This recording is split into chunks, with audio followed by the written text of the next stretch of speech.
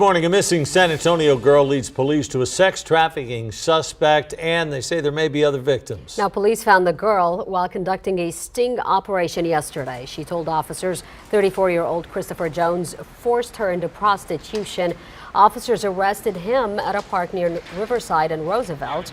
Police say Jones set up dates between the victim and other men and then forced her to have sex with them at a motel and took that money. But the most common thing that we're seeing are the runaways that run away from home. They get caught up in the wrong crowd.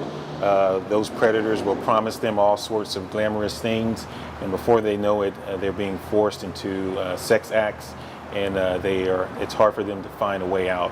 And so we're glad that we're able to find a way out for this victim.